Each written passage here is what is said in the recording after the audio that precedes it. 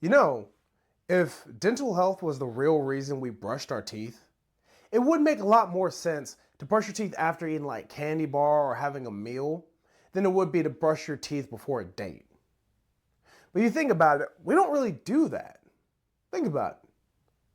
If preventing cavities were our primary motivation, we would brush our teeth after every meal.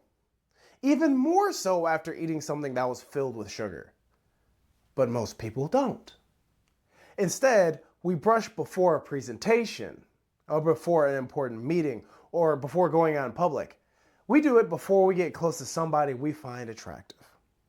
So maybe dental health is a good reason to brush our teeth, but it isn't the real reason we do so. In this episode, we're covering 3 sections from the first chapter of Rory Sutherland's book, Alchemy. Those are psychological moonshots, in the search of the real why, and the reason we clean our teeth. These sections challenge some of the central assumptions of modern business, that customers understand what motivates them and can accurately enough explain why they behave as they do. Sutherland argues that there are enormous opportunities to create value through what he calls psychological moonshots. Conversely, an engineering moonshot attempts to make something objectively faster, larger, cheaper, more powerful. And that usually requires an enormous investment. A psychological moonshot creates a massive improvement in how something is perceived or experienced, and often without requiring an equally massive investment. This isn't simply random either. This is more than outside the box thinking. It means recognizing that the customer's mind is part of the product. If you can make a person feel more confident, more secure, more important, more in control, then you've created real value, even if the physical product remains largely unchanged. Here in the United States, we are obsessed with logic and efficiency. We're so committed to making money and so terrified of losing it that we've become sheepish in our ambitions. Therefore, every idea must be predictable, every decision must be supported by numbers, every opportunity must be converted into a spreadsheet before anyone is willing to test it. And that approach can create incremental improvement, but it also may prevent us from discovering an entire revolution of psychological value. The problem begins with the fact that most people don't necessarily understand their own motivation. Most of the time, we act with one reason, and we can explain that first reason, but we are really compelled by a secondary reason. The first reason is respectable. It's logical, it's defensible, it's easy to explain. The second reason may be emotional. It might be unconscious, socially uncomfortable, or difficult to articulate, but it may be the real compelling force when we make those decisions. The conscious mind likes to imagine that it is making every decision, while in reality, it often behaves more like the press office to our own decision making. The decision has already been made beforehand. And it is the conscious mind that has been assigned to the job of creating a reasonable explanation. If you want to learn more about this concept, Daniel Kahneman goes deep into it in his book, Thinking Fast and Slow. In essence, what he says is that our mind makes a snap judgment. And then our slow brain, which is our prefrontal cortex and all of the things where we understand and articulate, then explains the decision that was already made by our fast brain. And that process doesn't stop with individuals. It also spreads to our companies. See, especially in America, we have many behemoth-sized companies. And inside those companies, we've created these bureaucracies to give ourselves the appearance of control. These bureaucracies require reasons that can be measured, explained, and defined.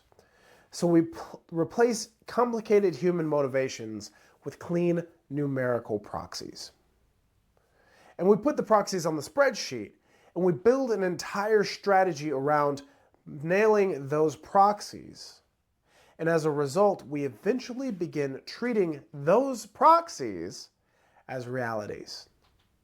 So this is where the example of brushing your teeth becomes so valuable. The official explanation is that it's for dental health, which isn't wrong. Brushing your teeth does help prevent cavities, tooth decay, etc., etc. But businesses frequently mistake the legitimate benefit for the motivation that drives the behavior. The actual behavior suggests that people are highly motivated by the fear of bad breath or visible stains on their teeth and the embarrassment and rejection that comes along with poor dental health. That explains why almost every toothpaste is flavored with mint. Mint doesn't clean your teeth, and there's not real mint in there. It just creates the sensation of freshness and the signal of hygiene. People pursue that hygiene, the attractiveness, and the social acceptance because better dental health just comes as a result of wanting to be perceived as clean. That is a psychological moonshot. The toothpaste company does not necessarily need to invent a revolutionary chemical. It can create value by understanding what the customers are actually trying to feel.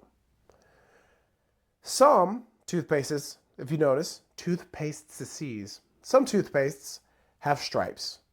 Not because stripes make your teeth feel more clean, because stripes make the appearance that the toothpaste provides multiple benefits. That creates the impression that one component fights cavities, another one freshens breath, another one protects your gums. It is all a psychological moonshot that makes the product more compelling. This is my thoughts, I believe that traditional business logic has caused us to settle for fool's gold.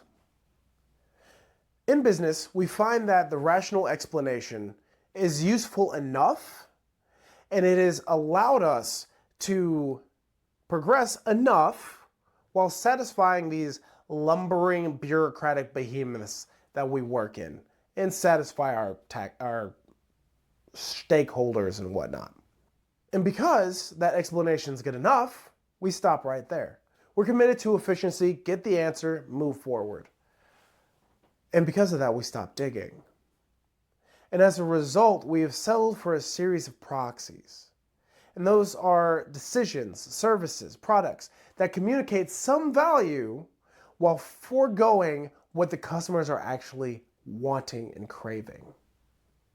And once a company builds itself around those proxies, often in the name of efficiency, every unconventional idea becomes a threat. And the idea doesn't merely change a marketing decision, it challenges the measurements, the investments, the experts, the assumptions, and everything that supports that organization. It's a huge risk to pursue psychological moonshots. And that's why psychological moonshots are often more available to small and creative businesses.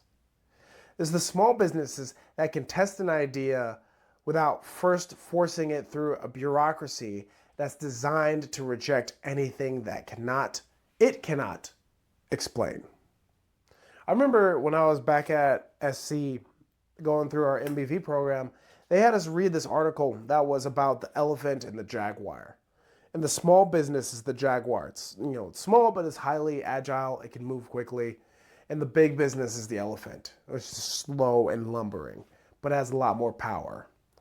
You have to kind of decide where you are between those two and make sure that you are utilizing the tools that are available to you at your level.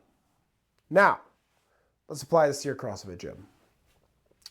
When someone says they want to join because they need to improve their health, lose weight, or followed a structured training program, etc., they may be telling the truth. We don't want to dismiss that. But they may not be telling you the complete truth, because they may not have consciously understood their motivation themselves. And that's where you have to come in as a person who understands them psychologically. Because what they may actually mean is, I want to recognize myself in the mirror again. I want to feel attractive. I need people to notice whether I show up. I need to belong to something. I want to prove that I'm not getting old. Or I want to be a part of a community. Or even, and this one's a little bit more of a stretch, maybe I just need to do something to regain control over part of my life. If your marketing talks exclusively about programming, calories, equipment, measurable health outcomes, yeah, that's good. You might be selling to the logical part of their brain, but you will be foregoing the real purchase. People are not logical creatures with a feeling function. They are feeling creatures with a logic function. You have to be able to speak to the subconscious, the emotional parts of them that compel them forward so that they can be able to invest in your product. Your psychological moonshot could be hiding inside a customer experience. It could be in your community. It could be the onboarding process. It could be the language that you use. It could be a lot of things. The identity that your gym allows people to build. It can be so many things. But you have to start thinking not only at the surface level of what is it that they need, but why is it that they need it? And even what is the why behind their why? What are they really looking for? The greatest untapped source of value is not always improving what your product does. Sometimes it's discovering what your customer is already going to feel. What are they signaling, or what are they trying to avoid? And that requires us to stop accepting the first reasonable explanation and start digging in search for the people's real motivations, the one that they may not be articulating to you.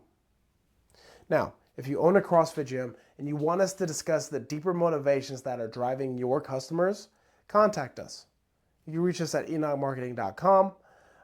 We will help you examine your positioning, your customer experience, your psychological opportunities, and what your competitors may be overlooking. Like this video, subscribe to the channel, follow along as we continue through Alchemy by Rory Sutherland. This is a fun book, and it does get even better than this. So, I'm Colin Charles, this is Enoch Marketing, and we hope to see you in the next episode.